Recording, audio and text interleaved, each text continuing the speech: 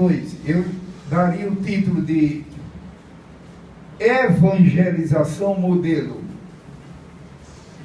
Evangelização Modelo. Não estou colocando artigo. Eu não estou dizendo eu estou dizendo evangelização modelo. Em Atos 5, 42. Eu não vou poder chegar ao fim do versículo, devido ao tempo é resumido. Eu, durante aproximadamente 43 anos, lecionei lá no Grande Rio, para faculdades evangélicas, seminários, enfim, é outra história. Atos 5, 42 diz assim, eu estou usando a versão de Almeida, corrigida. Pela misericórdia de Deus, o irmão sabe que eu trabalho com tradução da Bíblia e sou membro, pela graça de Deus, de comissões tradutoras de várias sociedades bíblicas. E agradeço a Deus primeiramente e em segundo lugar minha esposa, que ajuda muito, muito, muito, muito. 5:42. E todos os dias, você está vendo a palavrinha e, quando você puder, estude no capítulo 5 esse e. Você está vendo que é uma coisa que está em andamento. Só lhe peço que se controle e não faça isso agora. Eu estou lendo o último versículo do capítulo. Quando alguém puder, lê o capítulo todo, o 5. E não se esqueça dessa minha observação, esse e. Significa que a história vem de longe. Mas esse versículo não sei o que, eu não consigo entender. Às vezes é uma explicação dessa. 42. E todos os dias, no templo e nas casas, não cessavam de ensinar e de anunciar a Jesus Cristo. Evangelização modelo. Irmão Gilberto, o que o irmão vai fazer nesse momento agora? Eu diria que é um mini estudo bíblico. Um mini estudo bíblico. Como se trata de um seminário evangélico, uma faculdade de teologia, eu não sei quantos irmãos aqui são primeiranistas, enfim, são iniciantes. É para esses principais que eu estou falando. Eu sei que aqui deve ter irmãos veteranos, enfim. Mas para você, quem sabe que é principiante, você sabe quais são as 6 principais classes ou tipos de estudo bíblico? Principais, é claro que tem mais de 6. Quais são os 6 principais tipos de estudo bíblico?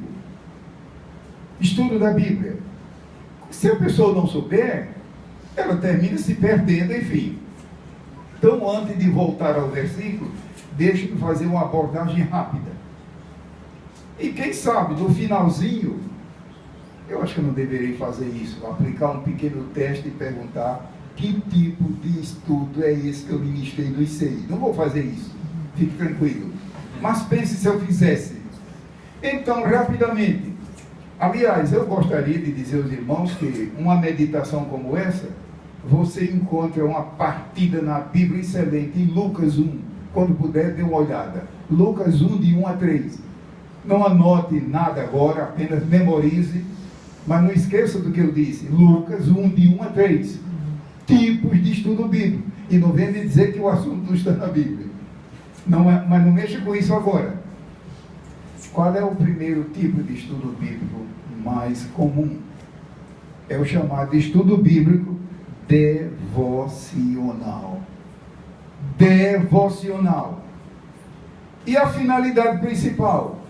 Aprofundar a vida cristã. Aprofundar. Sair da superfície. Descer às profundezas. Ou aos picos, às alturas. Alguém se recorda do livro de Cântico de Salomão? Quando ele diz para no peito, sobe aqui, sobe ao Líbano, sobe aqui ao monte de Amana, sobe, 2 vezes sobe, sobe. Espiritualmente é o que Deus quer com você e comigo. Subir, subir. Lembra quando ele disse a Moisés, sobe aqui, e viu a maravilha lá no Sinai? Uma vida corrida como essa que você tem e eu tenho, você sabe que o corre-corre não é fácil. Lembremos disso lá no Cântico de Salomão. Noiva, minha noiva, sobe aqui, sobe aqui, sobe. sobe ao cume de Amarna, sobe. Então, estudo bíblico devocional.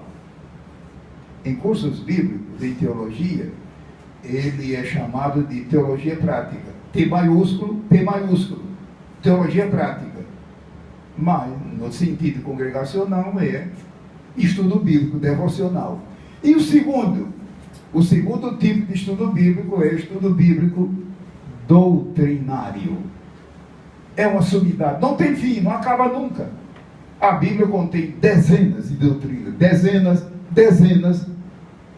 Umas são doutrinas de maior amplitude, outras de menor, mas são dezenas para todas as necessidades da alma humana. E a gente estuda, e a impressão que tem é que está começando, de tão rico que é esta área. Doutrina, estudo bíblico doutrinário. Até que ponto você está se aprofundando nessa área? Doutrina. Eu não estou falando diretamente da pregação. Estou falando de doutrina no sentido bíblico. Nem vou poder demorar. Há um terceiro tipo de estudo. Não se esqueça que o estudo bíblico doutrinário é profundo, é infinito. Quanto mais você estuda, mais descobre que não sabe nada. A doutrina de grande amplitude, a doutrina de menor amplitude, enfim. O terceiro tipo de estudo bíblico é o estudo bíblico chamado eclesial. Não estou falando eclesiástico, eclesial, que também é chamado de estudo bíblico congregacional. Mas a gente evita esse termo porque muita gente vai pensar que é congregacional da denominação congregacional. Não tem nada a ver. Eclesial no sentido de igreja. E igreja, principalmente a igreja local. O auditório bem sabe que o termo igreja no Novo Testamento tem duas esferas, tem duas vertentes. Primeiramente, a igreja do Deus vivo, a igreja no sentido universal, aquela de que Jesus disse: eu edificarei a minha igreja. E lá vem o livro de Atos com aquela maravilha. A igreja da qual o Senhor Jesus Cristo é a cabeça e ao mesmo tempo espiritualmente o corpo. Não, essa área de estudo bíblico é principalmente a igreja local, regional, nacional, como é o caso, por exemplo, das Assembleias de Deus. Eu não sei também qual é a sua denominação. A igreja local, em que bairro fica a sua igreja, em que cidade, em que rua, enfim, a sua congregação ou igreja. Estudo bíblico eclesial. E é esse estudo bíblico que envolve a família, com F maiúsculo. A família. E quem é que aqui esta noite não é membro da família? Você vê que assunto maravilhoso. A família, com todos os seus componentes. Eu estou apenas querendo satisfazer uma curiosidade do irmão Gilberto, onde é que eu situo o estudo bíblico sobre a família. No terceiro tipo, que é o eclesial. O quarto tipo de estudo bíblico é o ministerial.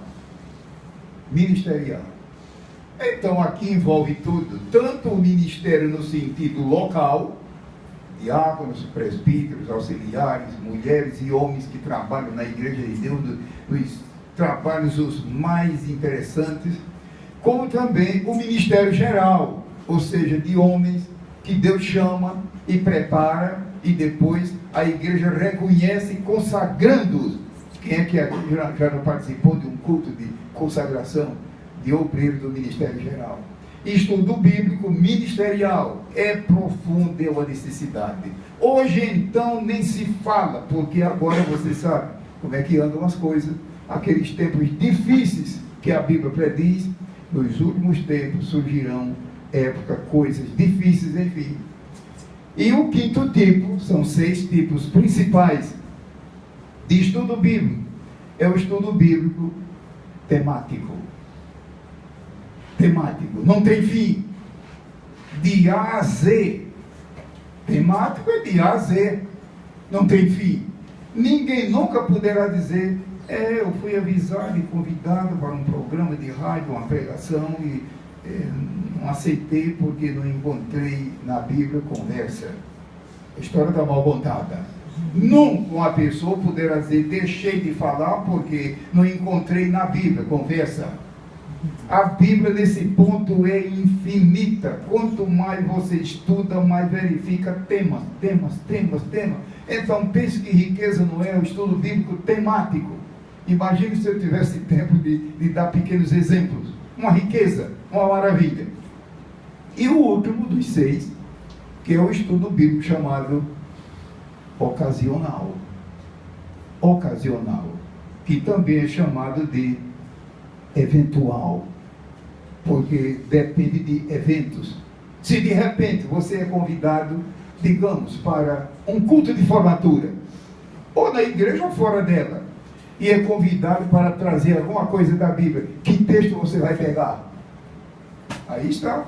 Já pensou num culto como esse, alguém falar um assunto que nada tem? Já pensou se de repente você é chamada ou chamado para uma mensagem, 10, 15 ou 20 ou 30 minutos sobre Dia da Reforma Protestante? Que passagem você vai ler para abordar o assunto? Você é chamado para uma mensagem, pregação ou ensino sobre Dia de Ano Novo, Dia da Pátria.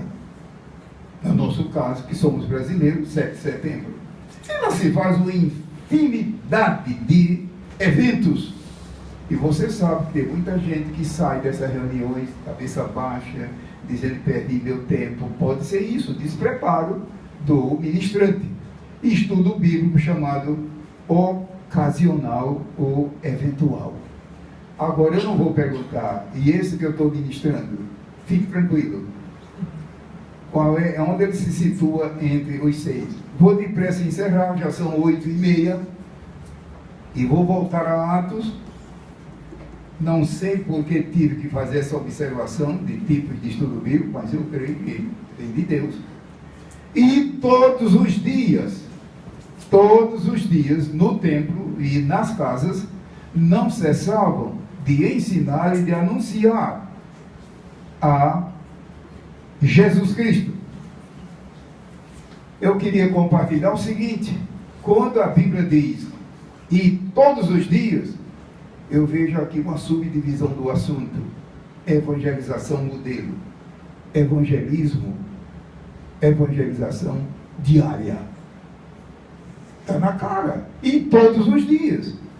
Então, irmãos, que Deus nos conceda a graça de voltarmos a ser um povo avivado, uma igreja avivada espiritualmente, cheio do Espírito, avivado, renovado, despertado. Porque nesse capítulo 5, o que é que eles tinham? Ele não tinha naquele tempo essa maravilha aqui. Ele não tinha rede social, ele não tinha satélite, nada disso, nem gráfica, nem jornal, coisa nenhuma. E como é que eles avançaram? Parecia fogo em campo aberto. Lembra que esses que já colocaram o mundo todo em polvorosa chegaram até aqui, fizeram essa acusação para Paulo, né? Só tem uma resposta, meu irmão: poder do Espírito Santo. Poder do Espírito Santo. Tanto poder no sentido dinâmico, a palavra poder, aqui deve ter muitos irmãos que são professores de grego que eu digo, grego do Novo Testamento, e sabe que a palavra poder, no original, tem 2 vertentes, e a gente tem que tomar cuidado na Bíblia para explicar direitinho. Às vezes a palavra significa poder no sentido dinâmico, ativo, para arrebentar com tudo que é inferno, doença, demônio, tudo. Mas às vezes é poder no sentido de autoridade divina. Está todo mundo ali de boca fechada e a palavra queimando igual fogo. Não é bem poder no sentido dinâmico, é poder no sentido... A Bíblia diz que Jesus falava com autoridade e poder. E muita gente pensa que é apenas uma maneira de dizer. Depende, não vou entrar nessa área, não é momento. Mas, quando a Bíblia diz, e todos os dias, a meu ver, um subponto vem aqui: evangelismo diário. Não vou continuar devido ao nosso tempinho. Que Deus nos dê graça para, de uma maneira ou de outra, evangelizar diariamente? Folheto, a viva voz, não sei. Depois veja que o versículo diz, no templo, pode ler em sua Bíblia, no templo. Era bom que esse templo aí fosse com T maiúsculo, porque era o templo do Senhor em Jerusalém, só tinha um. No templo. Então o templo é lugar de evangelizar. O templo, sim, mas eu estou cansado de ouvir pregadores dizer que o templo é só para recolher ofertas, é oração, preparação de professor da escola. E agora, no versículo 42, no templo. Isso significa, irmão, inclusive, que no templo, no seu templo, no nosso templo, na nossa congregação, há bastante gente que é crente, mas não é salva. É crente, parabéns. Eu não estou aqui zombando nem menosprezando, Deus me guarde. É crente, só que não é nova criatura. Ou seja, nunca nasceu de novo. Não tem o nome escrito no livro da vida. Pensemos nisso. E como fazer, irmão, para dar um jeito nisso?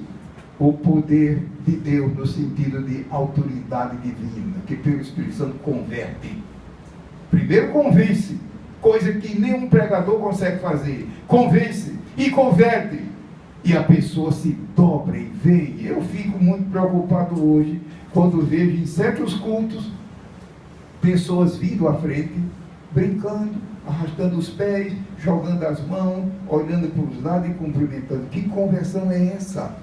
Deus tenha misericórdia, mas eu fico contente quando eu vejo lágrimas, lenço enxugando lágrimas, homens e mulheres e crianças também.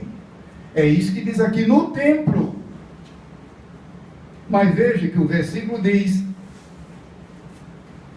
o versículo 5, e nas casas.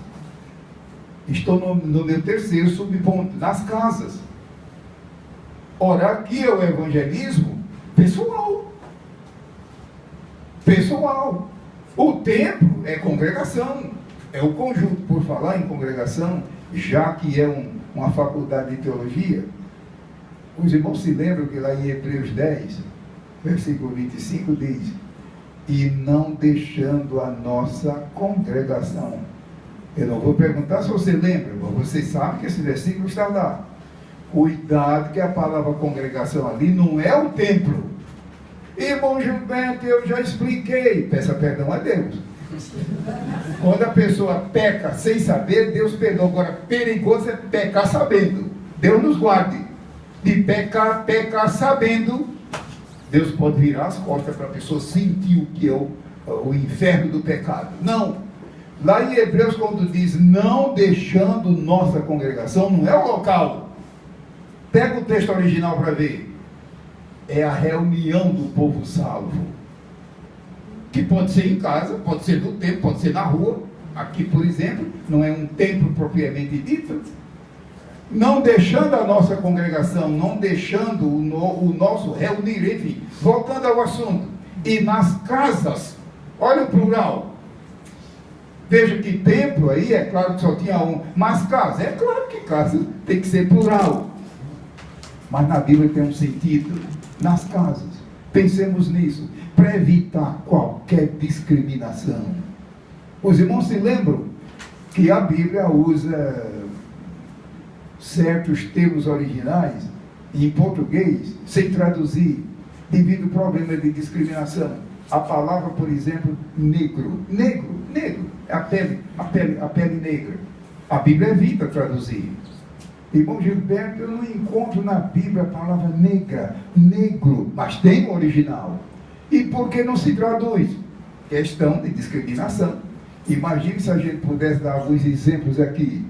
No templo e nas casas. Graças a Deus que na Bíblia não há qualquer discriminação. Depressinha, versículo 42, nas notas que nós fizemos, o versículo diz, não cessavam. Pode ver aí no versículo. Eu costumo dizer, evangelização contínua, incessante, contínua. Isso não significa eu mesmo, sozinho, mas de uma maneira ou de outra, Deus fazer isso, que haja evangelização contínua. Mas como, irmão Gilberto? Evangelização através da palavra de Deus, falada, lida, distribuída, oferecida. E isso eu não falo só o livro sagrado, periódicos, folhetos, enfim, mas também evangelização através da oração. É muita gente que no dia que os livros forem abertos, lembra que a Bíblia diz, e os livros foram abertos. Abriram-se os livros, no plural. Nós vamos ficar maravilhados de coisa que você jamais esperava saber nem conhecer. Deus registra tudo. E quanta gente vai dizer, sou salvo aqui para sempre na glória. De uma maneira miraculosa, Deus respondendo oração. Nunca me lembro de um jornal sueco, eu falo alguma coisa de sueco, e assinei durante muitos anos periódicos suecos da igreja. E nunca esqueço de um testemunho de 2 rapazes que eram estudantes na escola secular. E um dos meninos era crente, o outro não. Esse crente orou 42 anos pela salvação desse incrédulo. E esse rapaz crente faleceu. Depois que ele faleceu, pouco tempo depois, o outro aceitou Jesus. Eu não vou contar como é que foi a história, mas o resultado é oração. Então, meu irmão, se você está orando há pouco ou muito tempo, prossiga. É um dos meios de evangelizar. Prossiga. Quem sabe muita gente que está hoje na igreja, salva e firme na fé, é fruto da oração de alguém para Jesus salvar. Mas esse pontinho número 4, não ser salvo de evangelizar, evangelismo contínuo, eu diria também que outro meio de evangelizar é o exemplo. E não venha me dizer que dar exemplo é fácil, que eu não vou acreditar. Desculpa a minha franqueza. Paga-se um preço alto, irmão, para dar exemplo. Pense agora, se eu tivesse tempo para citar casos. Evangelizar através do exemplo. Homens e mulheres que evangelizam, devido não ter exemplo, o efeito é quase que nenhum. Deus nos conceda a graça. Eu não estou dizendo, não me entenda mal, eu não estou falando aqui de exemplo perfeito, não há, só Jesus. Eu estou falando de exemplo relativo. Mas o exemplo é uma bênção. Alguém se recorda de Timóteo? Quando o apóstolo Paulo, escrevendo para ele, diz, Timóteo, ninguém despreza a tua mocidade, mas seu exemplo. Veja como o apóstolo Paulo era educado. Ele podia ter dito, Timóteo, você anda fazendo isso, e não. Timóteo, ninguém despreze a tua mocidade, mas seu exemplo dos fiéis, primeiramente diz na palavra, mas depois diz no trato, que é uma tradução do termo grego que ao pé da letra, na linguagem de hoje, é o que nós chamamos de caráter. Já imaginou uma moça sem caráter na igreja? Ou um rapaz, ou um homem, ou uma mulher? Deus nos guarde. Então, o exemplo, irmão Gilberto, mas é isso que eu preciso caprichar. Meu irmão e minha irmã, não há segredo. E onde é que está, então, o X da solução? O poder do Espírito Santo em nossa vida. Para concluir, eu disse que talvez não fosse ao final do versículo. A igreja, os irmãos aqui se recordam de João, o livro de João, capítulo 14, e o 15 e o 16. Não abra a Bíblia agora, fica apenas atento que eu vou encerrar. João, os capítulos 14 e 15 e 16, qual é a tônica? A tônica era Jesus a toda hora dizendo, eu vou, mas eu enviarei o Consolador. Eu rogarei ao Pai e Ele enviará outro Consolador. É o tema do 14, 15 e 16. E os irmãos se recordam que antes dele voltar para o seio do Pai, lá em Lucas 24, ele diz, ficai na cidade de Jerusalém, ficai, até que sejais revestidos de poder até que sejais revestidos. E eles ficaram mesmo, e o poder desceu. De modo que, exemplo, eu não estou falando de exemplo perfeito, nós somos falhos e pequenos e pecadores, o poder do Espírito Santo. Mas, quando eu falo de evangelismo contínuo, outra maneira de evangelizar é através de cânticos. Irmão, já viu como é que os cânticos andam estragados hoje? Hinos e conjuntos e bandas cantam e tocam hinos que não tem nada a ver com a Bíblia, não tem nada a ver com Deus. É só, eu não estou exagerando, eu giro pela graça de Deus pelo mundo. Você já viu que, por exemplo, os hinos da harpa são verdadeiros sermões. Eu conheço casos de pregadores que tiram sermões da harpa, de tão inspirado. Quando é que nós vamos ter isso outra vez em nosso meio? Não me entenda mal. Não vai me dizer que eu sou retrógrado, não é bem isso. Mas na Bíblia, cântico é coisa maravilhosa, é uma maneira de falar a palavra de Deus. No Salmo 119, no versículo 54, não vai ler isso agora, mas o versículo 54 diz: os meus cânticos têm origem na tua palavra. Então, quem sabe, se aqui não tem irmãos, são compositores e cantores, pensem nisso, é uma maneira de evangelizar. Mas outra maneira de evangelizar é através de milagres. Os irmãos se lembram como é que o povo corria para Jesus e não queriam deixá-lo. Milagres extraordinários, milagres inesperados. Milagres não salvam, mas eles dão testemunho da salvação. O nosso tempo só tem agora 15 minutos. E nós já vamos encerrar de vez. Versículo 42. No templo e nas casas não cessavam. Evangelismo contínuo. Mas, irmão Gilberto, isso parece quimera, parece sonho contínuo. Meu irmão, entenda direitinho, o contínuo pode ser através da própria Bíblia distribuída, pode ser periódico, pode ser através, enfim, é uma infinidade de meios e recursos. Um deles é o exemplo, outro é a oração. Mas Deus livre vão ser abertos. No templo e nas casas não cessavam de ensinar. E a palavra ensinar aqui é um termo, eu estive olhando ontem à noite, que corresponde a doutrinar. Doutrinar. Ensinar no sentido de expor a doutrina, como diz lá em Atos 2, e perseveravam na doutrina. E quando diz e de anunciar, o tempo não vai dar para explicar isso aqui. Quando você puder, pega o original para ver. Isso aqui no original é um plural. E veja a tradução de Almeida, ele fez o que pôde, e de anunciar. Mas é no original um plural, uma riqueza. Então eu agradeço a Deus por essa oportunidade. Se alguém quiser adquirir esse material, procure o irmão Tadeu, que está aqui. Ele pode atender os irmãos. Eu agradeço ao pastor Ivan a oportunidade de trazer essa meditação. E lembre-se do início, seis principais tipos de estudo bíblico.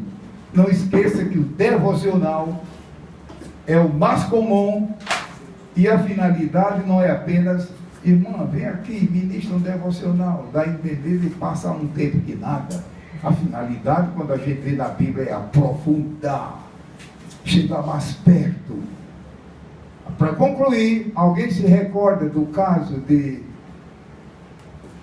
do livro de Gênesis, do livro de Noé, a história de Noé, que diz que Noé andou com Deus, e diz que Enoque andou com Deus. Como é que se explica isso daquele tempo? Não tinha nada de Bíblia escrito, tudo era transmissão oral, e hoje eu e você que temos a revelação completa, temos desculpa? E Enoque andou tão perto de Deus, que lá em Hebreus diz que um dia, Deus disse, como se Deus dissesse, você está mais perto do céu do que da terra, vem para cá. E Enoque foi mesmo, foi trasladado. Então, Atos 5:42, espero que você guarde essa meditação direta da Bíblia. Irmão Ivan, tenha a bondade.